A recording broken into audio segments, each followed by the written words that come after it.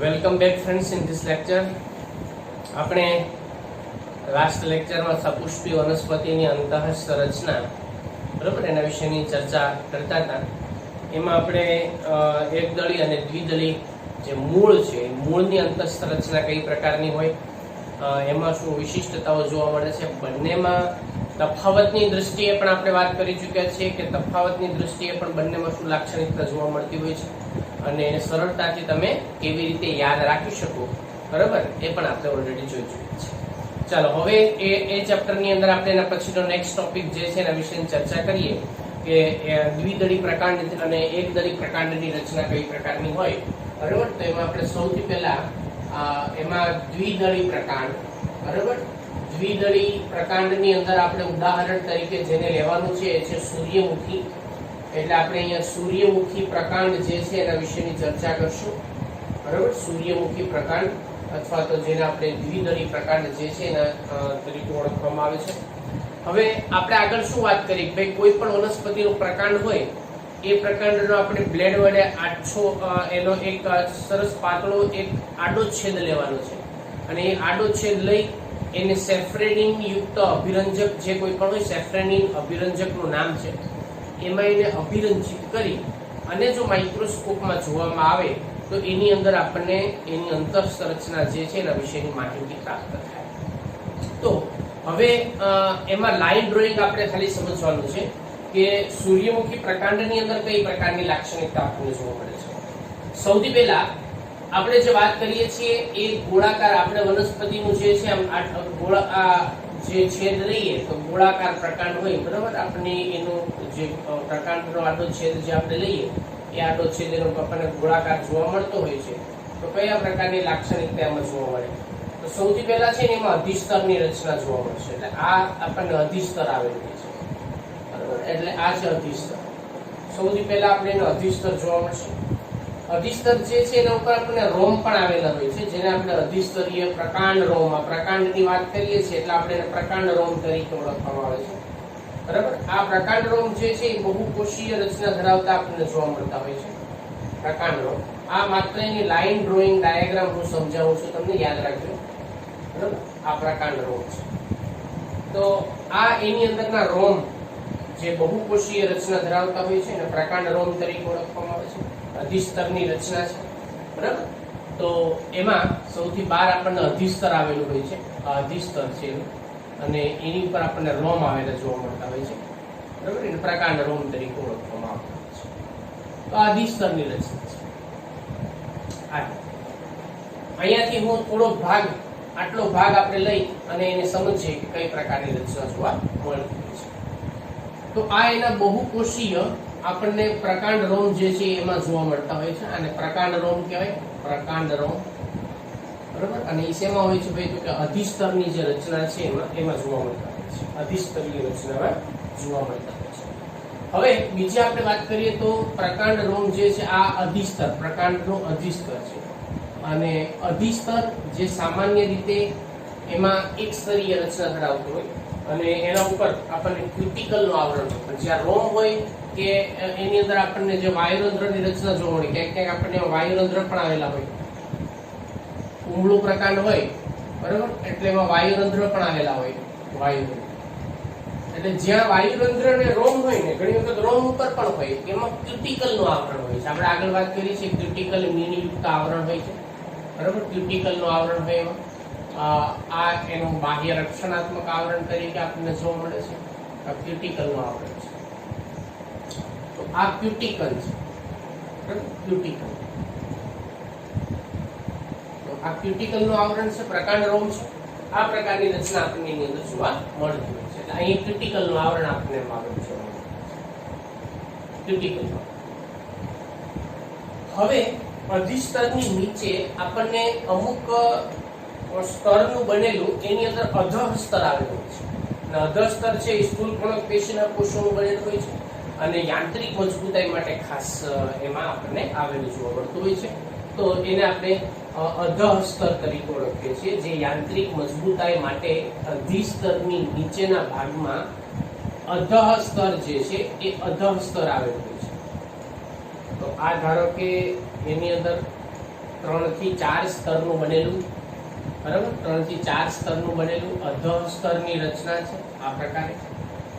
અહીંયા આપણને અધઃ સ્તર જે છે એ જોવા મળતા હોય છે. એના કોષો એ સ્થૂલ કોણક પેશીના બનેલા હોય છે અને એની અંદર આપણને સ્થૂલન થયેલું જોવા મળતું હોય છે, ખૂણાઓ ઉપર સ્થૂલન થયેલું હોય. બાકી તમે ખ્યાલ આવી ગયો છે, સમજવા માટે ખાલી આપણે એને લાઇન ડ્રોઈંગ ડાયાગ્રામ સમજવાની છે, બરાબર. તો આ છે એનું અધઃ સ્તર, અધઃ સ્તર. અને આ જે અધઃ સ્તર છે એ અધઃ સ્તર જે આપણને 3 થી 4 સ્તરનું બનેલું, 3 થી 4 સ્તર એમાં જોવા મળે છે. અને બીજું કે એ સ્થૂલ કોણક યુક્ત હોય અને એનું મુખ્ય કાર્ય એ એની અંદર એને પ્રકાંડ કુમળું પ્રકાંડ હોય તો એને યાંત્રિક મજબૂતાઈની જરૂર પડશે ને, બરાબર. યાંત્રિક મજબૂતાઈ જે છે એના દ્વારા આપણને પ્રાપ્ત થતું જોવા મળશે. એટલે પ્રકાંડ અને યાંત્રિક મજબૂતાઈ અધઃ સ્તરના જે કોષો છે એ અધઃ સ્તરના કોષો દ્વારા પ્રાપ્ત થતું હોય છે. અધઃ સ્તર દ્વારા એટલા માટે કેમ કે એની અંદર સ્થૂલ કોણક પેશી છે અને એ ખૂણાઓ ઉપર આપણને સ્થૂલન થયેલું જોવા મળતું હોય છે, એટલા માટે આપણને સ્થૂલ કોણક પેશી જોવા મળતી હોય છે. અધઃ સ્તરને મેં આગળ તમને વાત કીધી છે કે ઘણા એને બાહ્ય બાહ્યક પણ કહે છે, બાહ્ય બાહ્યક એવું પણ એને નામ આપવામાં આવ્યું છે. હવે એના પછી જે કોષો આવેલા હોય એ બાહ્યકના કોષો છે. અહીંયા જે કોઈ પણ કોષો હવે એના પછી આપણને જે જોવા મળશે એ બાહ્યકના કોષો છે, બરાબર. આ બધા જે કોષો મૃદુતકીય પેશી યુક્ત જે કોષો છે, બરાબર, એ આપણને બાહ્યકના કોષો હોય છે.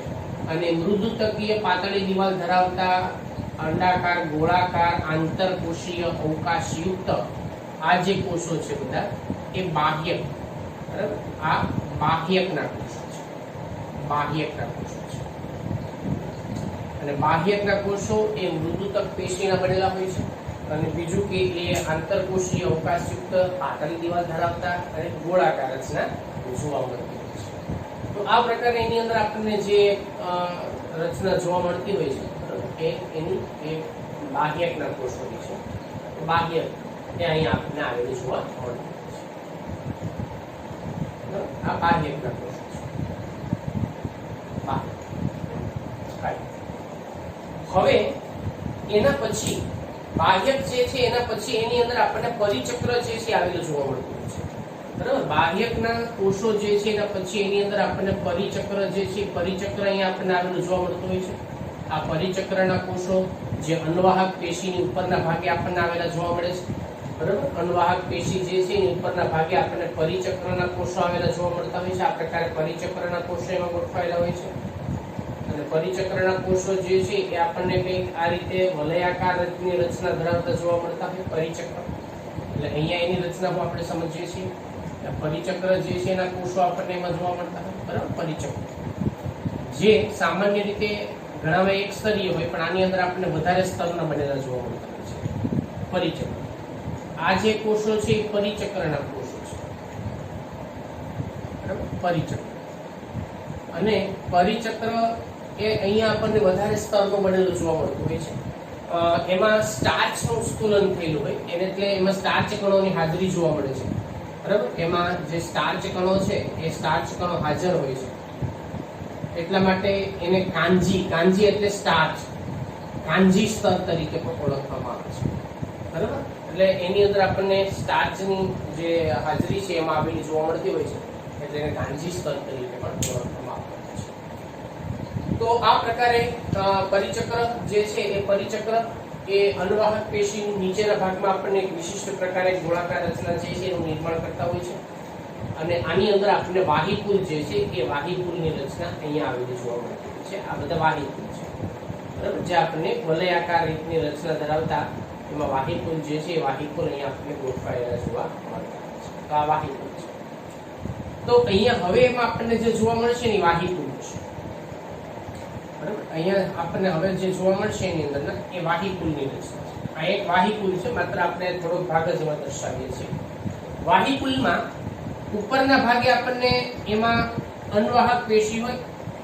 આ વાહીકુલની અંદર અહીંયા ઉપરના ભાગે આપણને અન્વાહક પેશીની રચના જોવા મળે છે. આ બધી અન્વાહક પેશી છે, અન્વાહક પેશી. નીચેના ભાગે અહીંયા આપણને એની જલવાહક પેશી જે છે જલવાહક પેશીની અંદર આપણને જોવા મળતા હોય છે, બરાબર. અને અહીંયા આ પ્રકારની રચના આપણને જલવાહક પેશીની જોવા મળતી હોય છે.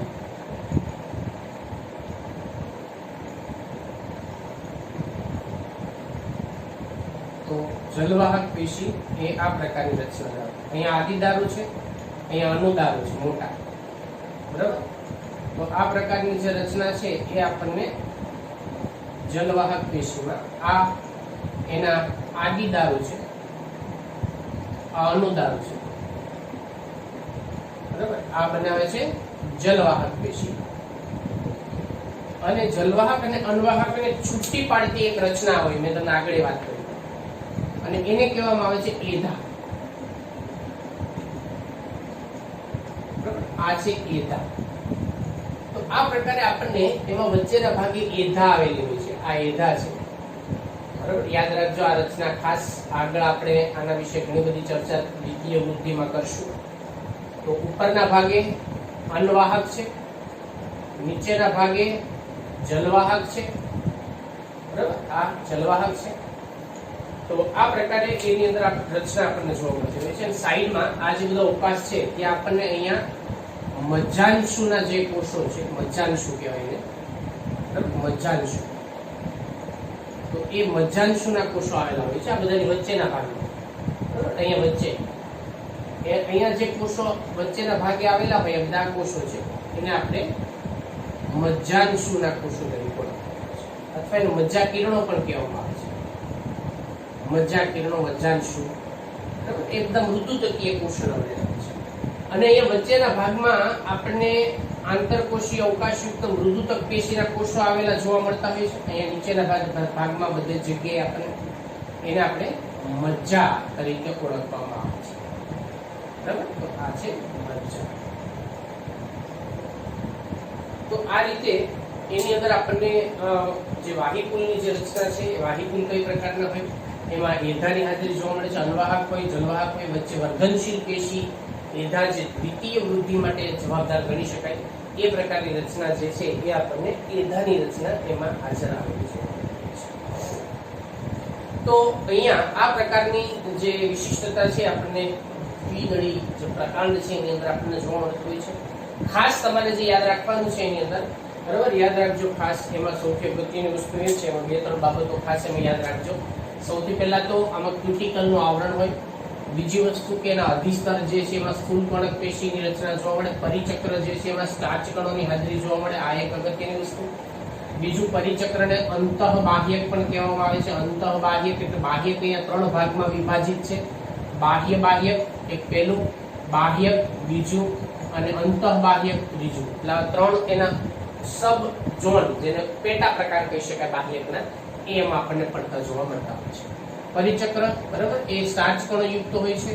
અને અહીંયા આપણને જે પરિચક્ર ઉપરના ભાગે આપણને એમાં જે એક ફૂલેલો ભાગ જેવી રચના જે છે વલયાકાર રીતે એમાં વાહિકુલની જે ગોઠવણી હોય ને ઉપરના ભાગમાં જોવા મળતી હોય છે, બરાબર. તો એ રીતે એમાં આપણને પરિચક્રની નીચે વાહિકુલ આવેલું હોય છે. હવે વાહિકુલની રચના કઈ પ્રકારની છે એ સમજીએ. વાહિકુલનો પ્રશ્ન નીચની અંદર ને બધામાં ઘણી વખત આપણે જગતને પૂછાતા હોય છે. સૌથી પહેલા તો વાહિકુલ જે છે સહસ્થ પ્રકારના વાહિકુલ છે, બરાબર. સહસ્થ પ્રકારના વાહિકુલ છે. બીજું એ વર્ધમાન પ્રકારના વાહિકુલ છે. સહસ્થ, વર્ધમાન વાહિકુલ છે. કેમ કે એમાં એધાની હાજરી છે. સહસ્થ એટલે કે બંને એક જ ત્રિજ્યા ઉપર આપણને ગોઠવાયેલા જોવા મળતા હોય છે, બરાબર. એટલે આપણે સહસ્થ, વર્ધમાન. હવે બીજી વાત કરી કે એનો મધ્યરંભની જે રચના છે કઈ પ્રકારની છે. તો મધ્યરંભ, બરાબર, મધ્યરંભની રચના કઈ પ્રકારની છે. આદિદારુ ક્યાં છે? મજ્જા તરફ છે. જો આદિદારુ મજ્જા તરફ છે, અંદર તરફ છે, તો અંતરારંભી કહેવાય ને. તો આની અંદર આપણને અંતરારંભી, બરાબર, અંતરારંભી પ્રકારનો જે મધ્યરંભની જે ગોઠવણી છે એ આપણને એની અંદર જોવા મળતી હોય છે. અહીંયા વચ્ચેના ભાગે આપણને એમાં મજ્જા તરફ એ આદિદારુ હોય એટલે આપણે એને અંતરારંભી પ્રકારના મધ્યરંભ તરીકે ક્લિયર રાખો. તો સરસ એવી એક સાદી અને સિમ્પલ રચના જે છે એની અંદર આપણને એમાં જોવા મળતી હોય છે. સહસ્થ, વર્ધમાન, અને બીજું ખાસ યાદ રાખજો કે એના વાહિકુલ જે છે એ એની અંદર આપણને એક જ વલયમાં ગોઠવાયેલા જોવા મળે છે. એક વલયમાં ગોઠવાયેલા હોય, બરાબર, એટલે કે એક જ વલયમાં ગોઠવાયેલા છે, છૂટા છવાયા નથી, એ વલયમાં ગોઠવાયેલા હોય છે, વલયમાં ગોઠવાયેલા. આ વલયમાં ગોઠવાયેલા વાહિકુલ એ દ્વિદળી પ્રકાંડની વિશિષ્ટતા છે. બરાબર, વલયમાં ગોઠવાયેલા જે વાહિકુલ છે એ દ્વિદળી પ્રકાંડની વિશિષ્ટતા છે. તો અહીંયા આપણે જે દ્વિદળી પ્રકાંડ છે એના વિશેની ચર્ચા એમાં પૂર્ણ કરીએ છીએ. બરાબર, હવે એની અંદર એક દળી પ્રકાંડની રચનામાં આપણને શું કઈ બાબતો જે છે જોવા મળતી હોય છે એના વિશેની આપણે એમાં ચર્ચા કરીએ. બરાબર, એક દળી પ્રકાંડની જે રચના છે એના વિશે આપણે વાત કરીએ. એની સાથે હું તમને દ્વિદળી પ્રકાંડ જે છે એની આ એક આકૃતિ આપણી સામે રાખીએ એટલે તફાવતની દ્રષ્ટિએ બંનેમાં કઈ કઈ બાબતો જુદી પડે છે એ આપણને સમજવાની અનુકૂળતા એમાંથી મળી રહે છે. બરાબર,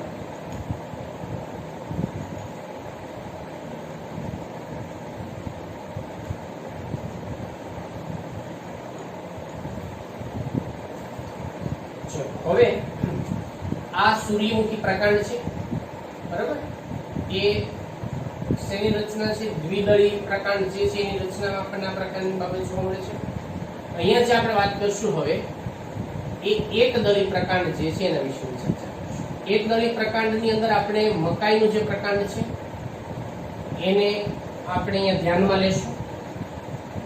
બરાબર, અને બીજી વસ્તુ કે એની જે રચના છે એ આનાથી ઘણી જુદી પડે છે, ઘણી ખરી જુદી પડતી રચના આપણને એની અંદર જોવા મળતી હોય છે.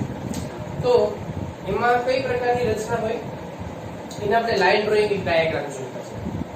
તો એની અંદર પણ આપણે અધિસ્તર ને એ બધું તો આવેલું જોવા મળતું જ હોય છે. બરાબર, ધારો કે એના પ્રકાંડની જે રચના આપણે જોઈએ તો એમાં અધિસ્તર આવેલું હોય. તો સૌથી પહેલા તો એમાં અધિસ્તર હોય, એમાં આ અધિસ્તરની રચના છે. અધિસ્તર જે એક સ્તરીય સ્તર હોય. બરાબર, બીજું એની ઉપર પણ આપણને રોમની રચના આવેલી જોવા મળતી હોય છે. તો આપણે એની અંદરના રોમ હોય.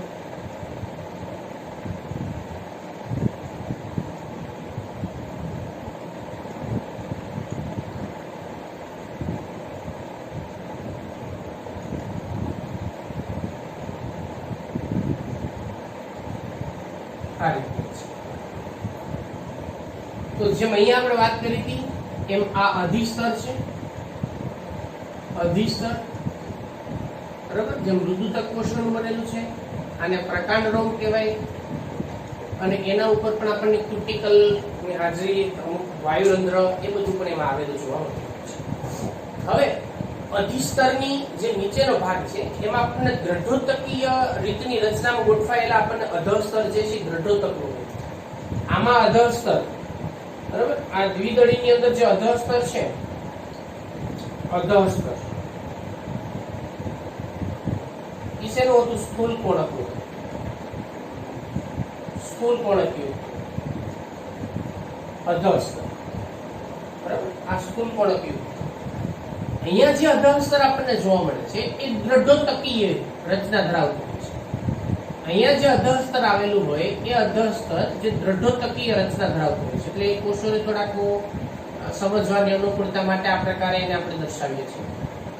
ખાલી લાઈન ડ્રોઈંગ ડાયાગ્રામ છે, આ સમજવાની અનુકૂળતા માટે આપણે દરેક ભાગને વ્યવસ્થિત રીતે છૂટો પાડી શકીએ. બરાબર, એટલા માટે એને આપણે આ પ્રમાણે દર્શાવીએ છીએ. બાકી તમારે એ આકૃતિ તમને આપવામાં આવે કે આપેલ આકૃતિ શેની છે, શેના પ્રકારની છે, એ તમારે ઓળખવું સૌથી અગત્યની વસ્તુ છે.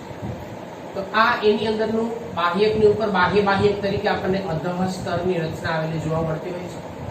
આ અધઃસ્તર જે સામાન્ય રીતે આની અંદર આપણને દ્રઢોતકીય કોષો જે છે, દ્રઢોતકીય કોષોનું બનેલું આપણને અધઃસ્તરમાં આવેલું જોવા મળે છે. જે સામાન્ય રીતે દ્રઢોતકના કોષો છે તો એ મૃત હોવાના છે, તો જીવંત ન હોય એટલે એની યાંત્રિક મજબૂતાઈ જે છે એના દ્વારા આપણને એમાં જોવા મળતી હોય છે.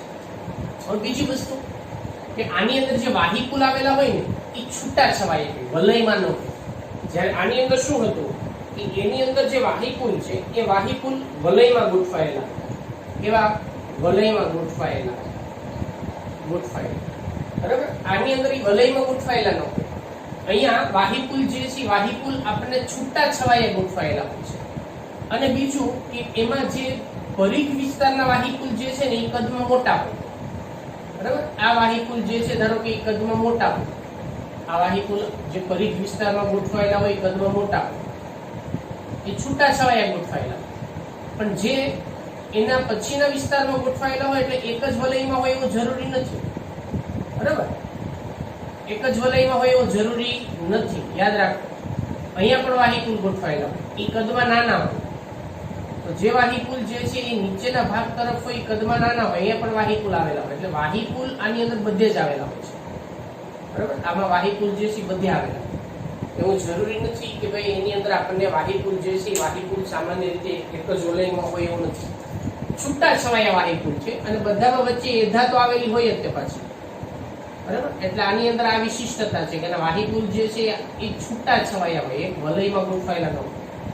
બરાબર, અને બીજું કે એના વાહિકુલની ઉપરના ભાગે આપણને પુલ કંચુકની હાજરી જોવા મળે છે. એના રક્ષણાત્મક આવરણ તરીકેની ફરતે આપણને પુલ કંચુક આવેલા હોય છે, પુલ કંચુકના કોષો. બરાબર, આ બધા જે પુલ કંચુકની હાજરી જોવા મળે છે વાહિકુલની ફરતે, અને એ પુલ કંચુક દ્રઢોતક પેશીના બનેલા હોય છે, એટલે એને દ્રઢોતકીય પુલ કંચુક તરીકે ઓળખવામાં આવે છે. આ પ્રકાર તો એ વાહિકુલની ઉપરના ભાગે આપણને દ્રઢોતકીય પુલ કંચુક જે છે એ આવેલું જોવા મળતું હોય છે. તો આને આપણે દ્રઢોતકીય પુલ કંચુક, આ એક વિશિષ્ટ રચના છે, આ યાદ રાખજો. દ્રઢોતકીય પુલ કંચુક એ વાહિકુલની ફરતે આપણને આવેલો જોવા મળતા હોય છે. બરાબર, અને બીજી વસ્તુ કે એની અંદર પણ આ જે છે અન્વાહક પેશી છે, અન્વાહક પેશી, આ જલવાહક પેશી છે. બરાબર, આ જલવાહક પેશી છે અને જલવાહકની અંદર જલવાહક છે. આ જલવાહક, આ બંને ભેગા મળી અને વાહિકુલની રચના કરે છે અને એની વચ્ચે આપણને એધાની હાજરી જોવા મળે છે. એધા, બરાબર, એમાં હાજર હોય છે. તો આ વિશિષ્ટતા છે, યાદ રાખજો. શું છે હવે વાહિકુલ આમાં વલયમાં ગોઠવાયેલા હોય છે. બીજું કે આમાં વાહિકુલ એ છૂટા છવાયા હોય છે, છૂટા છવાયા ગોઠવાયેલા. બરાબર, જે પરિઘ વિસ્તારમાં મોટા કદના હોય. કેવા? મોટા કદના. અને કેન્દ્રસ્થ ભાગ તરફ, કેન્દ્રસ્થ એટલે એનો જે મજ્જાનો ભાગ છે, બરાબર, આ બાજુની અંદર બધામાં તો મૃદુતકીય પેશીના જ કોષો. કેન્દ્રસ્થ ભાગ તરફ એ નાના કદના હોય છે, નાના કદના હોય છે. હવે એના વાહિકુલની રચના શું છે એ પણ આપણે જોઈ લઈએ. એમાં જે વાહિકુલ છે, બરાબર, એ વાહિકુલ બંનેમાં સરખા જ છે. વાહિકુલ વર્ધમાન, એને પહેલા આપણે સહસ્થ ગોઠવવાનું છે. સહસ્થ, વર્ધમાન પ્રકારના અને અંતરારંભી. બરાબર, એ પણ અંતરારંભી એની ગોઠવણી મધ્યરંભની જે છે આપણને આમાં જોવા મળે છે. તો આ પ્રકારે એની અંદર આપણને રચના જે છે જોવા મળતી હોય. બાકીનો જે ભાગ છે એની અંદર આપણને મજ્જા આવેલી હોય છે અને મજ્જા, બરાબર, એની એમાં હાજરી જોવા મળે. તો બાળકો, આ પ્રકારની જે લાક્ષણિકતા છે એ આપણને એકદળી અને દ્વિદળી બંનેના પ્રકાંડની અંદર આપણને જોવા મળે છે. અહીંયા વલયાકાર રચના હોય છે, અહીંયા છૂટાછવાયા ગોઠવાયેલા હોય છે. બીજું કે આની અંદર આપણને દ્રઢોતકીય અધ્વસ્તર જોવા મળે છે અને પુલ કંચુકની હાજરી, બરાબર, દ્રઢોતકીય પુલ કંચુક એ પણ આની વિશિષ્ટતા છે કે આમાં આવું જોવા મળતું નથી. તો એકદળી અને દ્વિદળી પ્રકારની અંદર આપણને કઈ કઈ બાબતોમાં વિશિષ્ટતાઓ જોવા મળતી હોય છે અને એની અંતસ્થ રચનામાં શું લાક્ષણિકતા છે એ તમારે આ રીતે યાદ રાખવાનું થશે. તો આપણે અહીંયા પ્રકાંડ વિશેની વાત પૂરી કરીએ. નેક્સ્ટ લેક્ચરમાં આપણે પર્ણ વિશેની ચર્ચા